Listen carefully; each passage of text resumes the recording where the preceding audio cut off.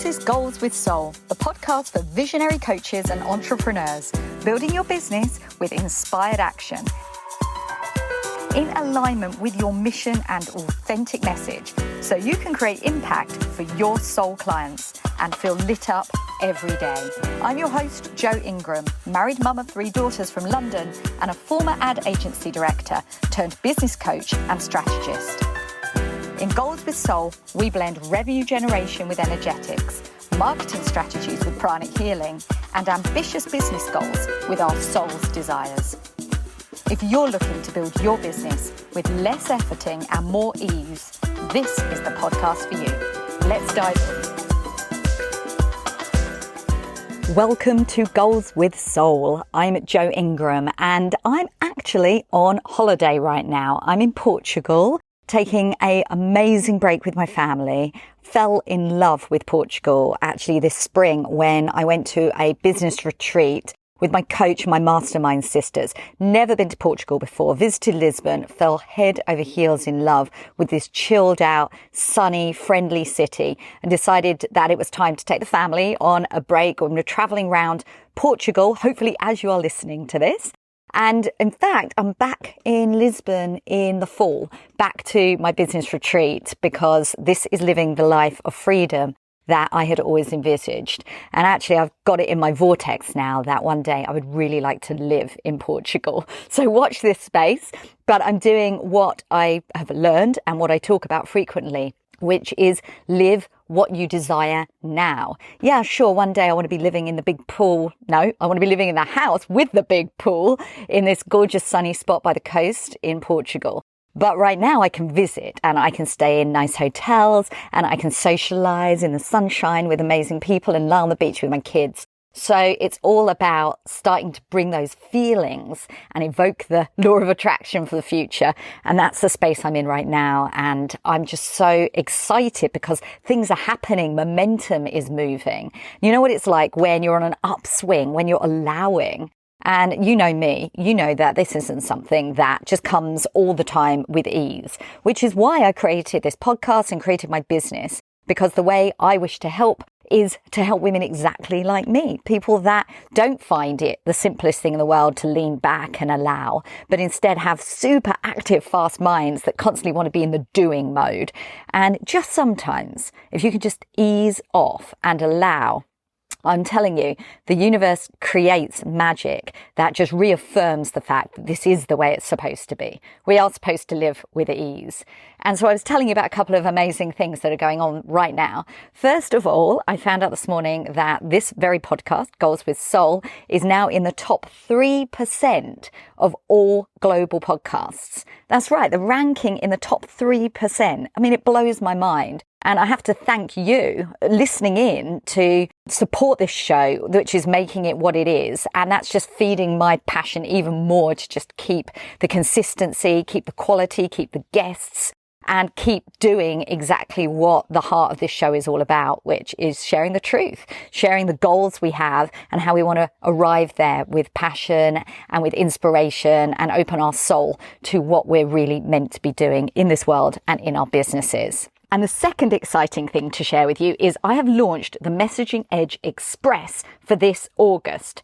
It's for people who are ready to feel connected to their messaging and be a standout thought leader in their niche. It's where you get to feel empowered instead of second guessing your true purpose, and dial in that clarity on your unique and authentic brand messaging so you can fill your calendar with clients you wanted to work with all along. And this is how we get there without throwing money away on ads and without relying on referrals. So the Messaging Edge method has been condensed into the express version to get you there fast, get you to the heart of the matter this August. Ignite your brilliance in your unique brand messaging, identify and attract your soul clients, and create a powerful missioning positioning.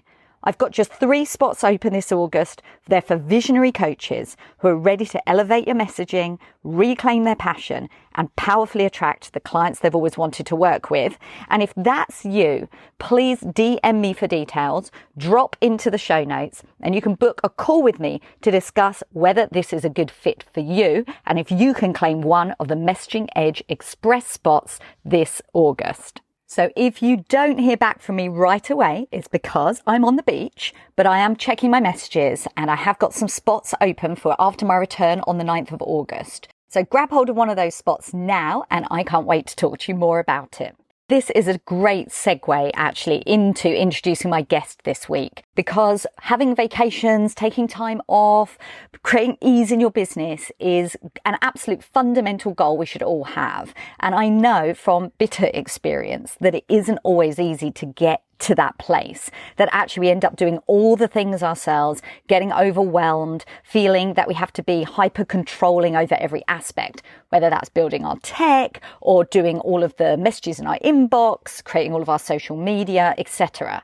And so for me, it's always been something front of mind to ask myself, how can I create more ease in my business? And yes, I've turned to energy, which has been incredibly successful, but there's also things you can do really practically right here in the 3D world around your operations. And so I'm so excited to share with you a conversation I have had with Jhana Lee. She's an operations coach and consultant who specializes in creating scalable teams and systems infrastructure for digital entrepreneurs. We dive into how to build your systems as you go in a realistic way that's going to be completely manageable, what the highest value hire you should bring into your business now, and how to maximize your time and minimize your overwhelm. The time audit methodology that she shares is something I dived into right away and created far more spaciousness in my business. And that was just from this one conversation. So if, like me, you're taking your foot off the gas for a portion of this summer and enjoying yourself and thinking about how to create ongoing ease in your business as you move forward, absolutely listen into this whole episode now, so you are ready to go with a completely new mindset about how you can delegate, how you can automate, and how you can ultimately streamline your business to create the joy and freedom, which is why you started it in the first place. Righto, let's dive in. Hey, Jhana, welcome to the show. How are you, Joe? It's great to be here. I'm fantastic. All the better for having you here, because things have been pretty hectic lately. And we were just talking before we started the interview about how, for some reason at the moment, everybody feels like they're running just to stand still. And there's nothing better than a good ops and systems conversation to take a bit of a load off. But before we dive into all that good stuff, I would just love to know a little bit more about you and how you became someone so expert on systems particularly. So it's an interesting story. Before I found operations, I was quite literally directionless. I was living in a converted van. So think Instagram photos, the bed, the shower, the office, the kitchen, all of it was inside this van. And we were traveling through North and South America, literally just driving wherever the next stop on the road was.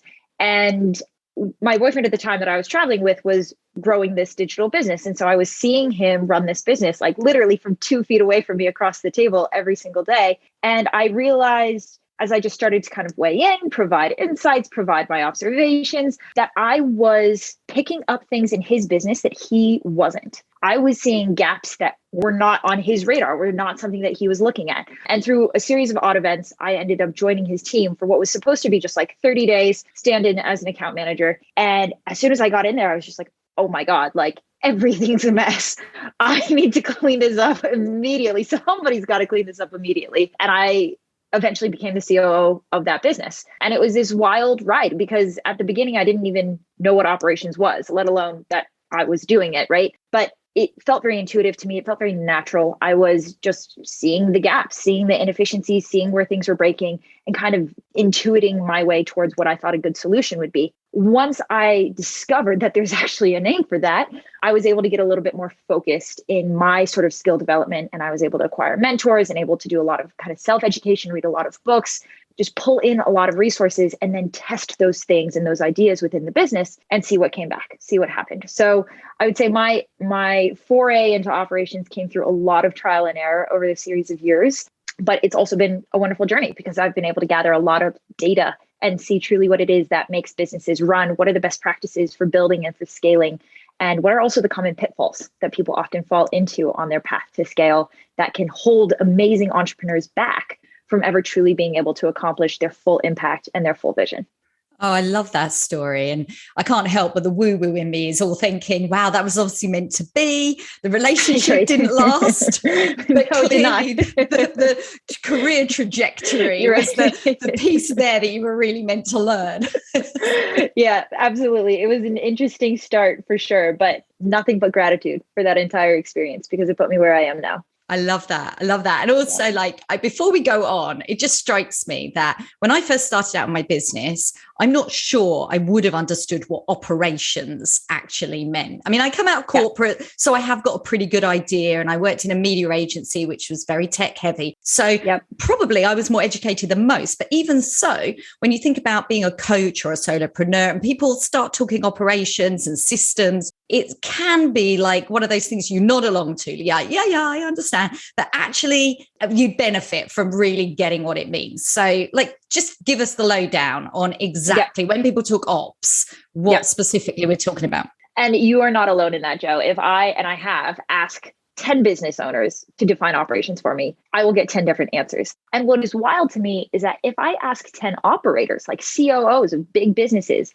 to define operations, I will also get 10 different answers. Like, it is this very not well understood concept, and yet we all agree that it's needed within a business. So how is it that we can't agree on what a definition is? So I'll share my definition. It's just my definition because apparently everybody has their own. But my definition of operations is any action required in a business to optimize its use of its core resources. Those resources are time, energy, money, and human potential.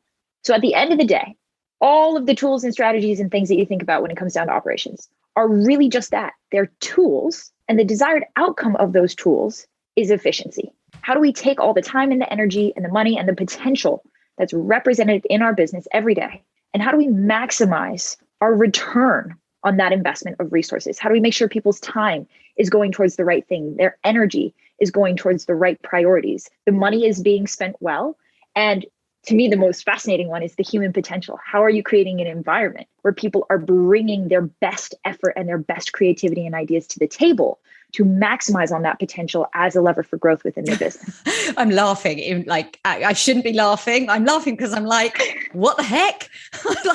I was expecting kind of like, all of those subscriptions and maybe a VA, you might want a VA, and I don't think I would be alone in that being certainly in my industry, in coaching, in the startup entrepreneurial space, just thinking that ops is way more limited than that. But happy days for me and for anyone that's listening right now, because we've got a lot to talk about.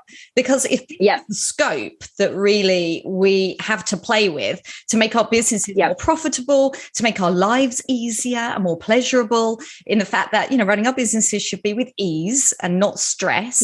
I joked at the beginning about running just to keep up, but this really has to be something that happens infrequently. And just as a prompt to maybe get those efficiencies better honed and to start understanding where it is that you need to start growing and changing. So I'm just going to dive in with this question, which is, when you meet coaches, entrepreneurs who are in that first season of growing their businesses, things are starting to move, and they're talking about being burned out and overworked, what are the first things when it comes to ops that you would recommend that they sort of get in place? Yeah, totally. So if we are talking about, again, that same definition, and you're a solo entrepreneur, then what we're talking about is your time, your energy, your potential, right? And how do we optimize for that? Because you have a finite amount of time and energy to give every day. How do you maximize the return on that in the business? So the very first thing that I tend to dive into with people is their time.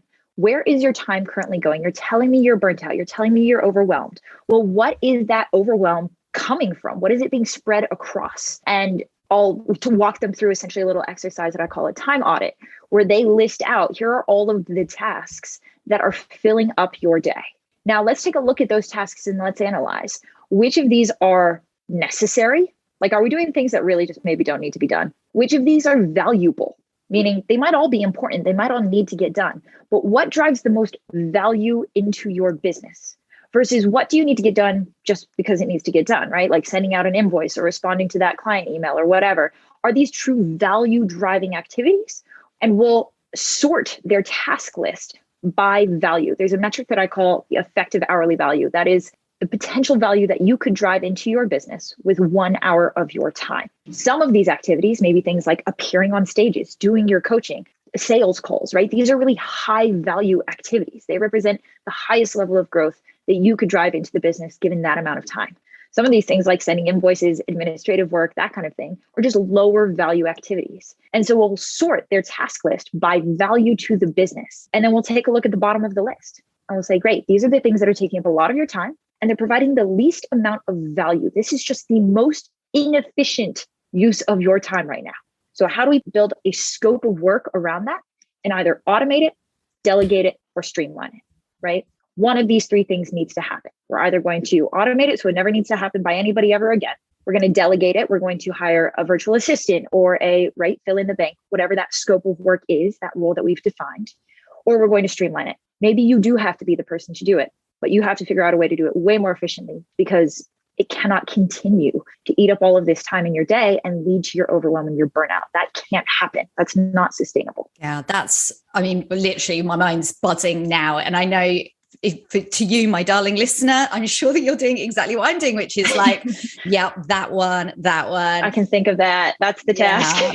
Like spending time refining my Canva graphics. There's one, but what about pleasure? What about the fact that actually some things are actually almost like meditating and pleasurable? Like sometimes, and I must be honest, I've stopped doing stuff like this a hell of a lot these days. But I know in the beginning, sometimes when I felt a little bit stressed, playing around with a good Canva graphic was like good for the soul. It felt like, is there space for that within kind of the structure? Or should we just eliminate it? That's a great question.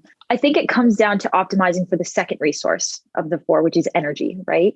At the end of the day, your creative energy as an entrepreneur is one of the most valuable assets your business has, right? And so if taking an hour in the morning to drink a cup of tea or to play around with Canva or to go for a walk with your dog, if these are the things that refuel you, if these are the things that allow you that when you sit down and get your highest value work done, for it to be the highest value work, for it to be productive and creative and innovative, then that is ROI positive, right? That's a productive use of time to sit there and drink your tea because you are optimizing for your own energy and specifically like the sustainability of that energy. I see a lot of entrepreneurs just nose to the grindstone for the first 2 years. And while that can work, A, the process is way less fun. And B, they end up somewhere that they probably didn't mean to be because what they wanted to do was enjoy the process and enjoy the journey. And where they ended up is with this business that has just like sucked the life force out of them. And I've seen entrepreneurs have to close down their businesses, start over, get acquired, like have to do some very drastic actions in order to escape from that burnout and escape from that energetic trap that they've built around themselves. And so I would not say that that's a desirable outcome. That's not an efficient use of your energetic output. So I would avoid it. Oh, you just described my first 6 months to a T. Yeah. I mean, literally, I was doing all the things. I literally not only decided that I was going to do everything, but I was going to do it all simultaneously. And, 6 months later, I was just so exhausted by the effort that I probably took easily 3 or more months off. I say off, not really off. I was still building my business, but I just took my foot off the gas. I lost momentum. I turned to, moving into feminine flow. I spent a lot of time basically recharging, which was necessary, but even better to not get in that state in the first place. It's part of my journey because I've been able now to learn from it and help others to see that in a very specific way and work ease into their business. But when it comes to ops and systems, it's right there in front of us. And yet we're not seeing it as the solution it should and could be. So when you see someone in the coaching industry in that zone, in that first year or two, what are typically the things that you help them put into place that would instantly alleviate some of that stress and strain? I appreciate everyone's got a slightly different business, but I'm wondering if there are some commonalities that people are blinkered to seeing things that are right in front of them. Okay. So it's going to be one of the few critical hires And then it's going to be a couple of core and fundamental systems, right? So as far as the hires go, I think one of the highest value hires you can bring into your business is, again, if we take a look at that, like that EHV list, and we identify, cool, here's the scope of work of just the lowest value activities that I'm doing every single day that need to get done. And they need to get done by somebody, but they should not get done by me. That scope of work needs to be hired out, needs to be delegated. So I often see this as being some combination of like an administrative assistant, an executive assistant, a virtual or marketing assistant, somebody who can take on those necessary but low value tasks and give you a ton of your time back. So that is generally the first critical hire that I see many entrepreneurs make. My recommendation is that this person be adaptable, coachable, a critical thinker. The mistake that I see most people make with this is that they hire a person under the assumption that they have to tell this person to do everything, how to do everything, what to do every single day, as opposed to somebody who can bring enough critical thinking into the role that they can build this thing with you. They can bring ideas to the table. They can take ownership over executing these various tasks and activities so that you don't trade the time you spent doing the task for the time managing a person doing the task, which is not a time gain. That's not an efficiency gain, right? So bringing in a talented, coachable person who is excited about what it is that you're doing and wants to take all the little stuff off your plate so that you can do that is so high leverage. I cannot even describe it, right? So that, I would say, is oftentimes in probably the first few months, a critical hire that needs to be made. And again, we're going from solopreneur here to starting to scale out your company. So let me ask you about this, because Yes. I know that the number one objection to this particular decision is, but I'm not earning enough money to hire someone yet. Yep. When I hit my goal of X, Y, or Z, then I'll take on a VA or whatever it might be. Totally. Now, I imagine that you've got something to say about this, right? I do. A few things. Okay. It comes down to what you want, right? What do you want for your business? What do you want for your life? What do you want for your coaching and the impact that you're making in the world? Because if you are trying to scale this at all, your pricing structure needs to work out such that you can consistently hire, such that you can build a team around this. There is no way at scale to grow your business to a certain point without a team. And so if labor is not factored into the pricing model, it needs to be, right? If you're only paying, or if you're only charging enough to pay yourself to be everything and do everything, that's inherently unscalable at a strategy level, right? Let alone hiring or not. So that would be my first thought. If you are genuinely unable to afford a $500 a month or $1,000 a month virtual assistant to get you 10 hours of your week back, 15 hours of your week that can now be reallocated towards revenue driving activities, then we have a bigger problem. We have to look at your model. We have to look at your pricing structure. And we have to make sure that you're setting yourself up to even have margins at scale, because that's necessary for business to grow and scale successfully. So that is where I would start with that. Yeah, that's a really, really good answer. And also, I was thinking earlier, you mentioned SOWs. So what we're talking here is about scope of work. And one of the best things that I was taught really early on was, even when I'm a team of one, there I was on Asana and then later on Trello, just team of one, actually writing out scope of work, as in when I do my podcast and I create my show notes and all the other things that have to happen when I do my podcast, these are the steps, literally step by step by step. So even though I was writing it out and I knew the steps for myself, as soon as my VA started on the job, I could literally just hand that over and say, these are the steps that we need to walk through. Yeah. Is that's something that you mean by scope of work, or can you take that further? Yeah. So scope of work, I think what you're talking about is also often referred to as an SOP, right? A standard operating procedure. It's just a checklist, right? It's just a recipe for how to do this process within the business. Create show notes, do XYZ thing. I think it's a bit of a double-edged sword. And here's why. If at the very beginning of your business, you are spending a lot of time writing out your method, your process, how many more times is that process going to change? Let's be honest. You're in a startup role. Everything's changing all the time. And so where I see a pitfall that I see solopreneurs often fall into is that they'll spend a lot of time trying to craft these really beautiful, well-presented, lovely SOPs, SOWs, whatever you want to call them.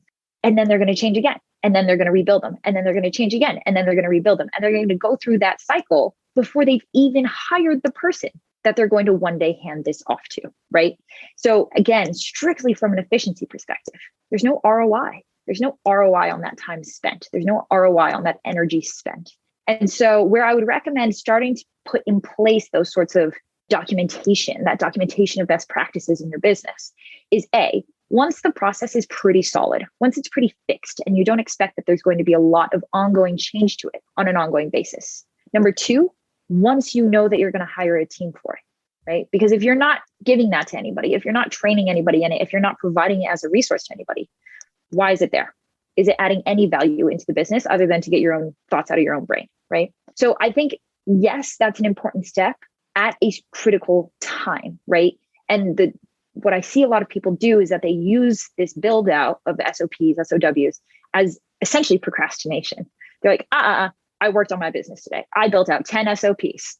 That is time that is higher value spent on another sales call, on another coaching call, doing what you do best to drive revenue into your business so you can even afford the person that you're one day going to give that SOP to in the first place. Yeah. So timing is critical is the outtake from this. It's like, don't do something that you don't need to do today. Wait till the time that is actually necessary and then knuckle down with focus and accuracy and get it out the door. 100%. And I think that's true for everything, right? Even beyond SOPs, that's true for when you build your product or when you build that next marketing strategy or that next social post, whatever it is. Trying to get too far ahead of yourself, especially at this stage of business, is frankly useless because it's guaranteed to change. It's guaranteed to change. None of us have, when in that fast moving of an environment, none of us have a clear picture of what our business is actually going to need or look like 6 months from now.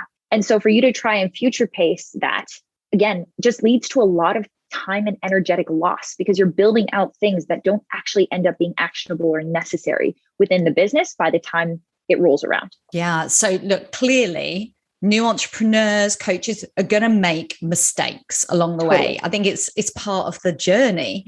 And we've just talked about one, which is doing things you don't need to do before you need to do them. What are other typical mistakes that you see people making?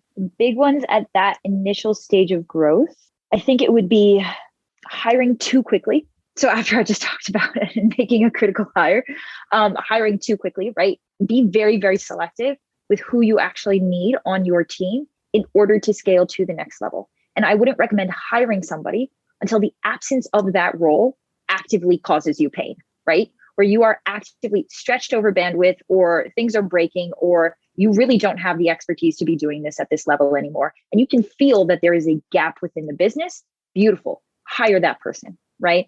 If we're hiring where it's like, oh, well, I see down the road, I'm going to need this person. And in about like 3 to 4 months, I think I'll need this person. Your business just doesn't have the financial runway for that kind of margin of error, right? And again, 3 to 4 months could pass and you may not actually need them. And now we're in a much more difficult situation to resolve. And so hiring when it hurts, generally, I don't over leverage my team by more than 60 days. So I ask myself, will I need this person in a full-time, fully functional, fully trained capacity in my business in order for it to just run 60 days from now? If the answer is yes, beautiful. I'll start to hire that person. If the answer is no, it's too soon. I'm going to wait. Yeah, that's really, really smart. I think it's part of this industry where we think to ourselves, oh, I should have a team and these are the sorts of roles that I should be filling. But the reality is that many coaches, certainly in that first year, that consistency of income isn't there. And actually, it's quite normal to have a good month and have a launch and then a couple of quieter months. And, making sure that you're budgeting and you've got the cash flow to actually pay people over a consistent length of time is going to be such an important factor. Do you see people making that mistake and then basically just running out and not being able to cover the costs? Yeah, I do. And it's really unfortunate when that happens. Generally, they'll figure it out pretty quickly. But you have, again, from a time and energy perspective, just invested so much into finding that person, hiring that person, training that person, onboarding that person. All of that is now lost, right? That's no longer ROI positive to the business. So it's I think the biggest mistake that I see across the board is just kind of this like excessive waste of putting your time and energy into the wrong things or the wrong people before the business needs that from you, right? Before the business needs you to be a world-class marketer or a world-class leader or a world-class whatever. Your business is going to tell you what it needs. And at the beginning, what it needs is sales. Like, let's be clear. I know that we're all experts at what we do. I know we love what it is that we do. But at the end of the day, can you bring revenue consistently into the business? What you just said, Joe, is so true of like the ups and the downs in the initial months. I think we've all been there. But if you want to scale a business into something that is going to be consistent, something that's going to be bigger than yourself, something that's going to support a team, something that's going to support a broader impact, then consistent revenue generation is the only way to get there, period. Like there's no other lifeblood to your business. So can you consistently get in front of the right clients, connect them with your message and the problem you solve, and bring them on as clientele? Until you can do that, you don't have a business. You have a hobby that pays you sometimes. Yeah, and some fancy Canva graphics. That's it. So focus on building a business. Can you acquire clients consistently? Once you can, the existential pressure and fear that comes from hiring, that comes from investing in infrastructure, that comes from, investing in marketing and these sorts of things goes away, because you know that you have a machine that you can turn the tempo up on, turn the dial on to start generating more revenue into the business as Yeah. And I love the fact you use the word machine, and we talked about the human component of the machine as in team and hire, Yeah. but there's an equally as terrifying part of the machine, which isn't necessarily as expensive, but is often shied away from, which is of course systems. So I asked you earlier about what the first things people should do. And we talked about the first hire. What are the first things from a systemization point of view that people should get on top of sooner rather than later? Yeah. And I think I have good news for people here, which is that simple is better. It's same as with anything else. You could try and build out the most immaculate project management system. It's probably wrong, right? That's probably not the system that your business is actually going to end up needing 6 months from now, right? So just like your team, build your systems as you go. Your business will give you data that says, hey, we're breaking here. We need organization here. We need clarity here. And that's where you go and you start to organize and you start to clarify and you start to build, right? So the first systems that I oftentimes see people almost always create is communication. So something like Slack, Google Meets, whatever your preferred software is going to be. But as soon as you bring in a team, you need a centralized way of communicating with that team. You also need a way of communicating with your clients. So a single point of contact, that's so important.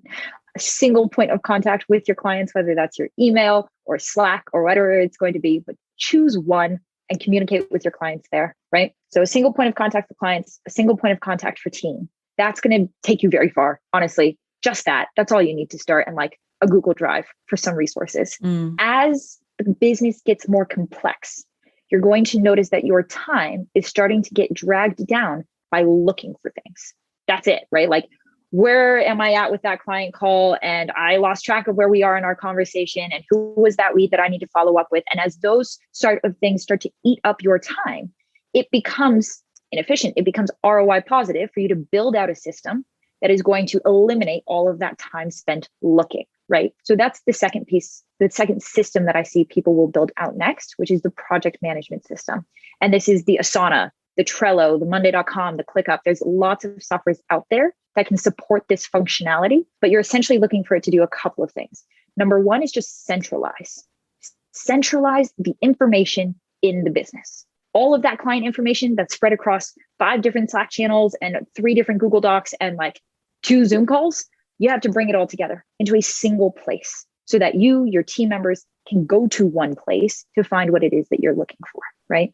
So it centralizes information. It also manages tasks, right? So you can keep track of yourself. And as you bring on a team, you can keep track of what your team is working on. And honestly, those are like the 2 most important things at the start. Then it can become a warehouse for your SOPs. So all of those, the SOW, the SOP, that documentation of best practice, all of those can start to be organized and stored there. And then at scale, the final pillar that it'll fill in your business is meeting agendas and keeping an eye on, hey, what do we need to meet every single time on? But that's down the road once you have a team in place. Which is your favorite tool out of all of those you mentioned? Which is the one you'd recommend people get into if they're hearing what you're saying and you're like, yeah, actually, that is exactly the point I'm at. I need that. What's a good one? Does depend, unfortunately, on the business. And again, all of this starts with, what do you want, right? You don't need any of these things if you don't want to scale your company. If you want to continue to be a solopreneur working with a handful of clients at a time, like, screw operations. That's not helping anybody. Like, there's nothing to optimize. You're good, right? So provided that we want to scale our business, I would probably recommend ClickUp as my go-to. It has its drawbacks, namely that it does so much. There's so much potential functionality in there. It's easy to get lost if you don't know what it is that you're building. Yeah. It's hard to start with a blank canvas. So if you need more direction, if you need more assistance, if you want less function, less customization, less complexity, then I would probably go with Asana, because Asana is incredibly easy to get set up. It's all one template there built out for you, ready to get started with. And if you have no idea what this project management system needs to look like, Asana is probably the best starting point. If you know that you're going to bring in a team, add complexity into your business, need multiple dashboards, multiple meeting agendas, multiple task lists going, then I would, from the very beginning, learn ClickUp, because knowing how that tool works, even though it's difficult at the start, it is so much more scalable down the road than something like Asana. Oh, thank you. That's really helpful. And I love the way you've said a couple of times, Jhana, about it depends what you want for your business. And I know that you are really focused on the vision for a business. It's not just, oh, come on, let's just set up a few systems and a couple of subscriptions and you're good to go. It's like the vision is so important. But, you know, in my podcast here in Goals with Soul, everyone listening, everyone, I was going to say except my mum, but I don't think my mum listens, so that's all right.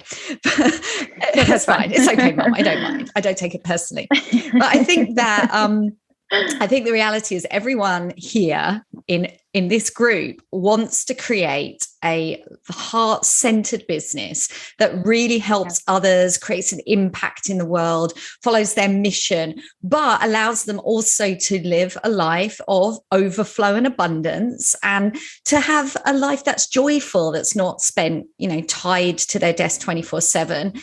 And yet it's something that we often find that it's difficult to see that vision and then put the steps in place to help us get there with that ease. So what are the different levers that you think from a ops point of view we can pull to bring that vision to life? Oh my gosh, such a good question. And I love this podcast for exactly that reason, Joe, right? Because I really do believe, guys, there is no capital R right way to grow the business. There's not. There's no right version of your business. There is just your version, right?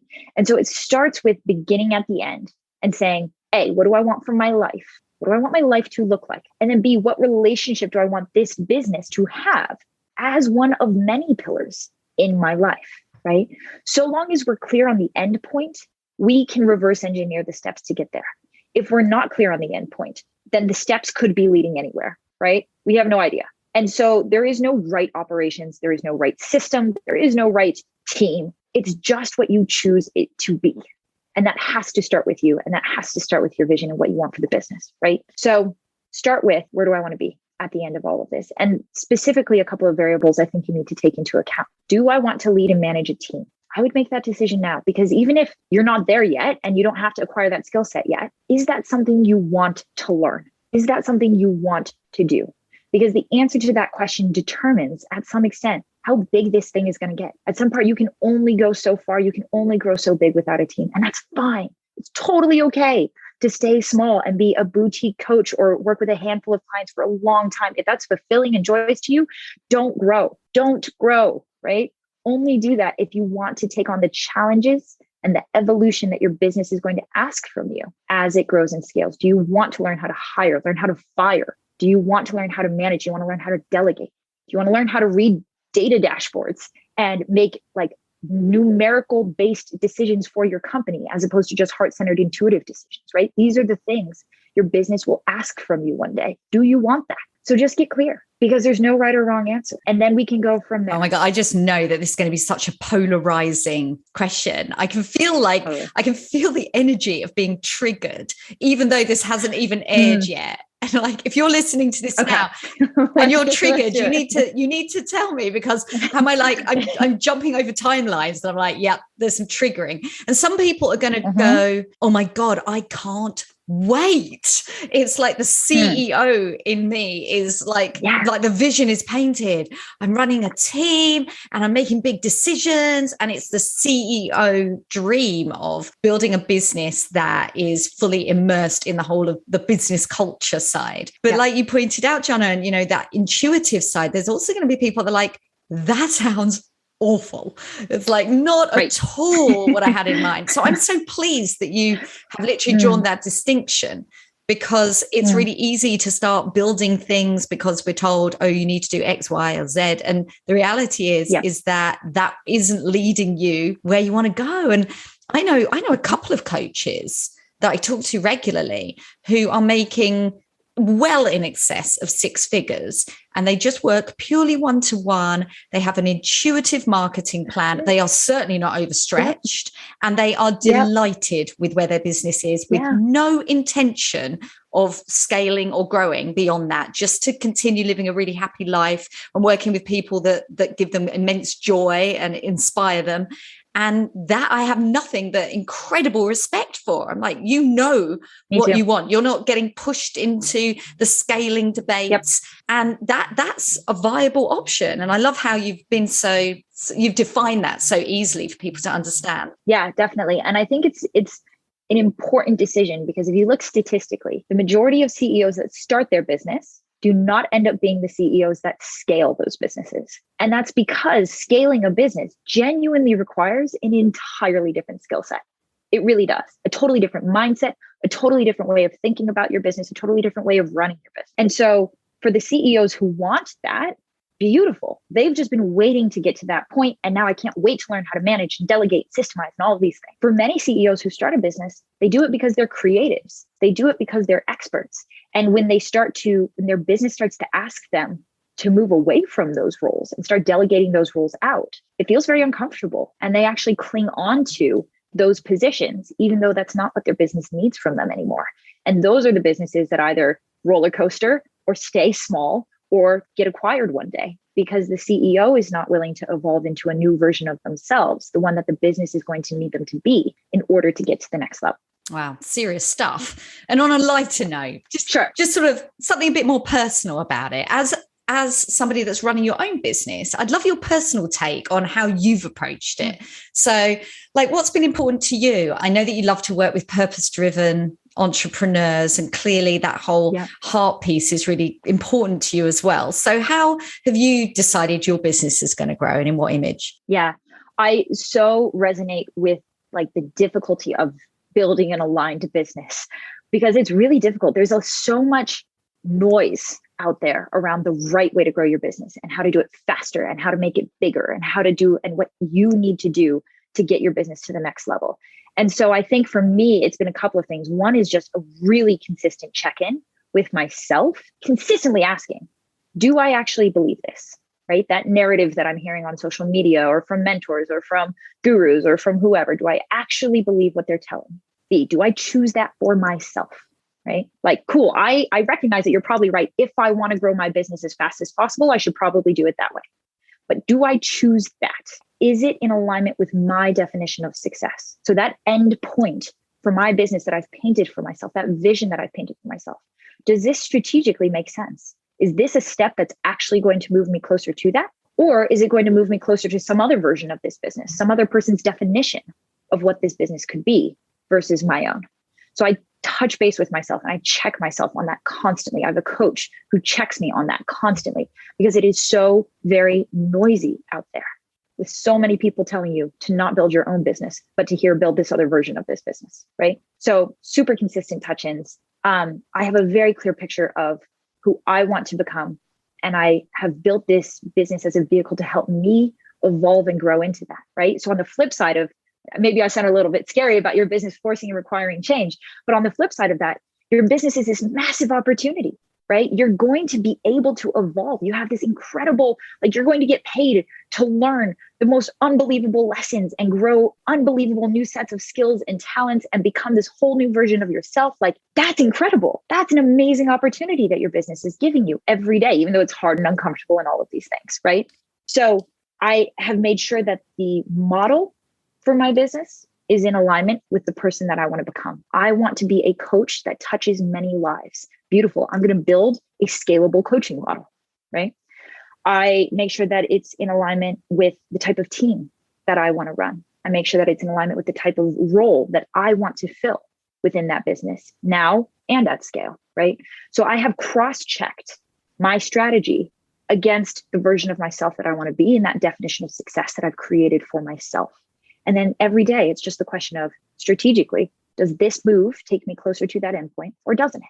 Regardless of what anybody else is saying, does it take me closer or not? And it's a gut check a lot of times. Does this feel in alignment? Does this feel in integrity? Does this feel right? Should I hire this person? Should I launch paid ads? Should I make any of these hundreds of decisions that we have to make every day, right? Well, is it in alignment with who I want to become?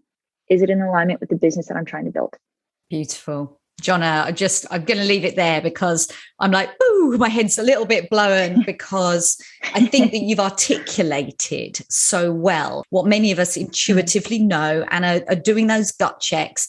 But listening to the way that you've put it, if we're in any doubt about whether that's something that we're actively pursuing, then it's time to start asking ourselves those same questions. And I love that you've got a coach that holds you to account on that. Coaches need huge coaches. Oh my Lord. I would be nothing without my coach. Truly, like, I think I would have gotten there eventually, but she has made that process so much faster, so much more efficient, so much more graceful, right? And it having that safe space, truly, I credit her with a massive amount of where I am now, because I don't think I would be here without that support system. Oh, amen to that. I was with my coach this morning thinking something very, very similar. Going, right, now I'm ready to serve my clients at a high level because I'm getting the coaching. And every coach has blind spots. We can help our clients do phenomenal things, but then we'll show up with a blind spot that we just need to get unlocked so we can go to the next level and everybody else levels up too. I think it's magical. I love this business. Yeah. I'll leave this with that note on that topic, which is that, in my opinion, guys, your business is just the world's harshest personal development tool. It's just a mirror staring you in the face every single day. Anything that you're frustrated with in your business, that's a reflection of you. Every success that you have in the business is a reflection of you. And so for me, that coach is just a way of interpreting the data that my business is giving back to me and saying, maybe in softer tones, here's the reflection that you're seeing on yourself. And what is your business now asking of you to grow, to evolve as a human being, not just skill sets, but to heal, to integrate, to face these things that maybe I didn't want to face in my own past or my own life, because these are the things that will ultimately hold me back from ever growing the business to the scale that I want it to be. So kudos to you for choosing that. If you've chosen that and you're listening to this, just recognize what an amazing gift it is, what an amazing journey it is, and also that is what you're choosing. It's harsh, it's unrelenting, and every single day your business will look you in the face and say, here's where I need you to grow next. If you don't want that, don't do it, because there is no other way to scale an aligned business. Oh, but the rewards, right? And I'm not just talking financial. I mean, it's a different world. It's like living a working life with your best friends every single day. You just get to show up and have these conversations. It feels amazing, right? It feels amazing. Jhana, we always leave the show with some inspired action, and I would love to invite you to suggest what that might be. Something that takes no more than a day so we just get started thinking about this important topic. If there's probably one actionable tool, guys, that I'd recommend you take away from this, it would be the time audit. So if you're feeling stressed, overwhelmed, or you see that on your horizon, just take a moment, take an afternoon, take stock of, just brain dump the task list of everything that is happening in your day, what's taking it up, and start to separate it out by value. What are the highest value things that you do that drive the most value into your business? What are the lowest? And keep an eye on the lower part of that list. When you start to feel stressed and overwhelmed, that's where you look first and you decide, am I going to automate this, delegate this, or streamline it? One of those three has to happen in order for you to continue to grow. Thank you, Jhana. And where can we find you online? So probably the best way to get in touch with me, and I love hopping on free discovery calls with people. If there's a way that I can support you and add value to you, you'll find a way to do that on my website. So that's www.jhanalee.com. I'm sure Joe will drop the link, but that'll be the best way to get in touch with me and my team. Absolutely. The link will be in the show notes. And just to say, Jhana, it has been an absolute pleasure. I feel really, really inspired to start thinking about the bits and things to unlock in my business. I hope that everyone listening has as well. Just again, say thank you so much for joining us. Absolutely. Thank you so much, Joe. Amazing conversation. I hope you enjoyed that interview as much as I did. I clearly got so much from it. And I know that the changes that I've already implemented in my business and the ones that I plan to do in the rest of the year are creating so much more spaciousness to allow me to just relax into my business and do ultimately what is my zone of genius, which of course is creating soul-aligned messaging for female coaches. I mentioned at the beginning that I only have 3 spots in August for the Messaging Edge Express. I am going to be doing the full version of the program, which is called the Messaging Edge Illuminator, which there will be spots into September and beyond. So if you're not ready to go in August and you want to work with me in a deep way to create messaging that's going to reignite your passion and call in those soul clients, drop some time in with me for when I'm back from my holiday. That's going to be in August. We'll have a chat, and whether or not you want to do it as an express and get your messaging edge dialed in fast, or whether you just want to get that going this year so you're not left feeling unenergized in your business, asking yourself why your soul clients aren't booking in with you, and how you can make a massive difference to your business, both in confidence and in clarity, then now is your time and this is your invitation. All the details are in the show notes, and I'm excited to be having these conversations with you in person, and I'm delighted that you're here listening to the show. So if you have not rated and reviewed Goals with Soul yet, please do drop into your Apple iPhone and click on the review button. Let me know what you think of the show. I so appreciate your support, and I can't wait to work with you in the future. So have an inspired action week. Take care. Bye now.